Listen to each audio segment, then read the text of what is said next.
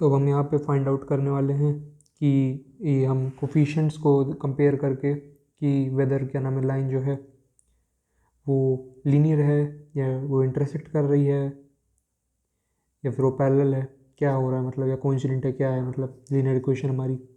तो ये जैसे पहला दिया तो हम इसमें क्या लिखे, जैसे हम पहले सारे इक्वेशंस को निकाल लेते हैं। E1 B1 ये कितना हो जाएगा 5/7, B1 B2 ऐसे आप लिख सकते हो comparing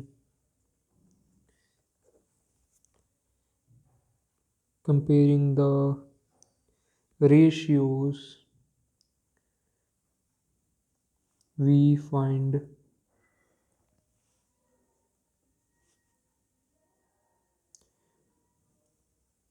on comparing the ratio, नहीं लीनियर इक्वेशन लिख सकते हो सीधा, linear equation we find B1/B2 is equal to कितना हो जाएगा ये -4/6। अब मेरे को C1/C2 तो जाने की जरूरत ही नहीं, क्यों? क्योंकि A1/E2 since 5/7 is not equal to -4/6, positive integer negative integer के बराबर हो ही नहीं सकता। तो A1 is not equal to B1/B2 which therefore implies that it is a unique solution. The pair of linear equations will have a unique solution. ये हमारा यहाँ से प्रूव हो गया। अब हम चलते हैं सेकंड क्वेश्चन पे। अभी मैंने एक दूसरा क्वेश्चन ले लिया है, अब यहाँ पे फिर मैं वही लिखूँगा on comparing both linear equations we get, हमें क्या मिलता है A1/A2 which is equal to 9/18, B1/B2 which is equal to 3/6, C1/C2 which is equal to 12/24।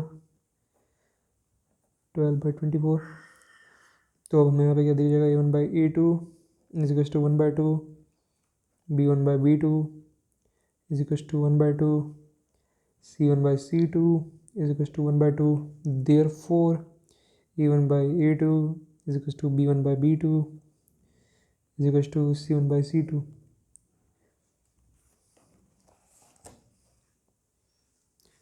thus जब ये कंडीशन हो जाती है तो हम क्या बोल देते हैं, thus pair of linear equation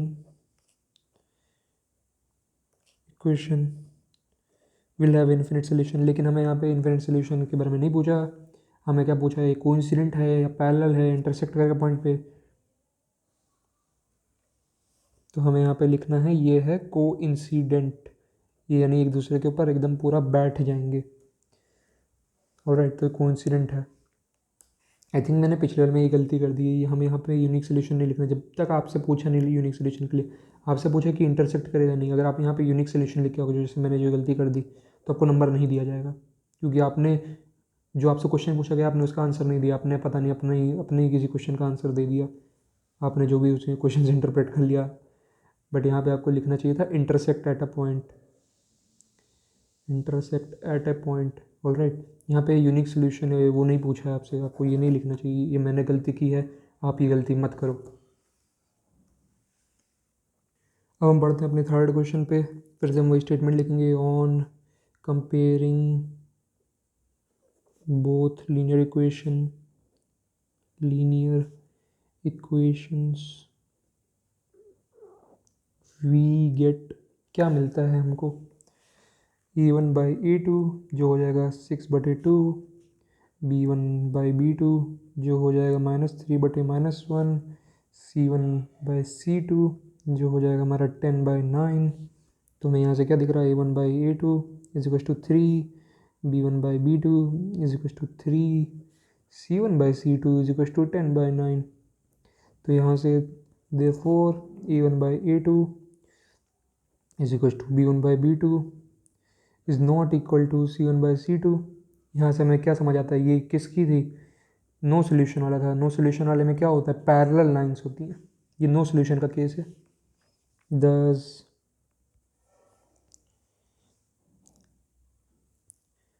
following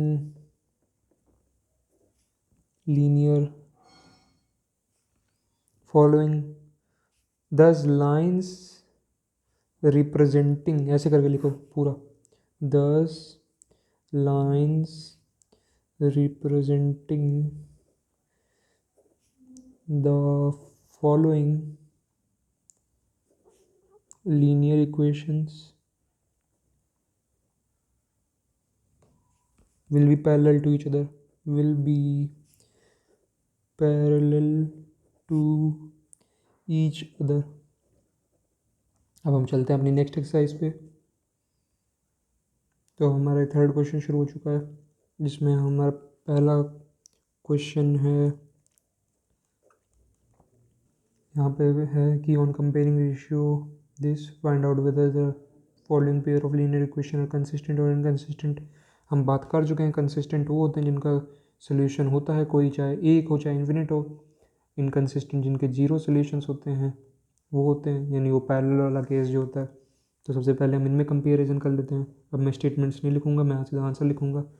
आपको स्टेटमेंट लिखनी तो आप ये वाली स्टेटमेंट्स लिखना, बस ये चेंज कर देना। जैसे यहाँ पे आपने लिखा कि ये कंसिस्टेंट होने की जगह, और पैरेलल की जगह आप बस लिख देना for the following linear equations the solution will be consistent या इनकंसिस्टेंट, जो क्वेश्चन में आएगा आंसर उसके हिसाब से। तो लेट जस्ट से मैं सीधा यहाँ पे कर देता हूँ comparison, a1/a2 which is 5/7, b1/b2 which is -4/6, c1/c2 which is 8/-9।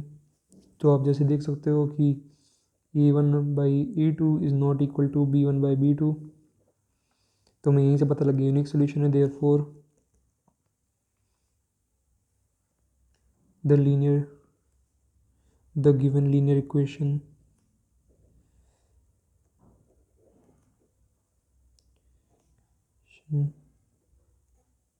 the given pair of linear equation is consistent। हमें लाइक इसका एक सोल्यूशन दिख रहा है, ये यूनिक सोल्यूशन का केस है। आप लाइक लिख सकते हो कि this is the on the comparing ratio we can clearly see that this is a case of unique solution, therefore it will have one solution, therefore the given pair of linear equation is consistent. अब चलते हैं एक और सवाल कर लेते हैं बस। तो यहाँ पे अब हमने एक और क्वेश्चन ले लिया। यहाँ पे जैसा देख सकते हो ये चालाकी की गई है, यहाँ पे 5 को दूसरी साइड लिखा गया है। तो आपको इसे जनरल इक्वेशन में कन्वर्ट करना होता है, तभी ये वाला आप ये रेशियो वाला आप चीज़ लगा सकते हो, a1b1/c1 वाला, क्योंकि हम इसको ऐसे ही लिखते हैं, ऐसे नहीं लिखते कि वो कांस्टेंट दूसरी साइड हो इक्वेशन के। तो मैंने यहाँ पे इसके कोफिशिएंट कर लिए, a1/a2 है हमारा 3/2, b1/b2 है हमारा 2/-3, जिसका हमारा आंसर आ जाएगा, हमें पहले से दिख रहा है कि ये पॉजिटिव नेगेटिव है तो इक्वल ऐसे ही नहीं है, तो हम यहाँ से भी बोल सकते हैं a1/a2 is not equal to b1/b2। Therefore the following pair of linear equation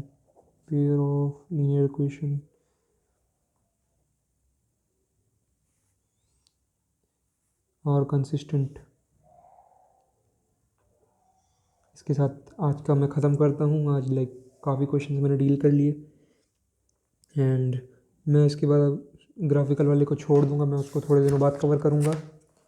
and अब हम सीधा चलने वाले हैं ये ट्राइंगल्स के क्वेश्चंस पे और अलजेब्रा के मेन क्वेश्चंस पे, algebraic methods of solving a linear equations. इसके बाद मैं वीडियो एंड करता हूँ, एंड स्क्रीन पे वीडियो आ गई होगी उस टॉपिक की। Bye bye.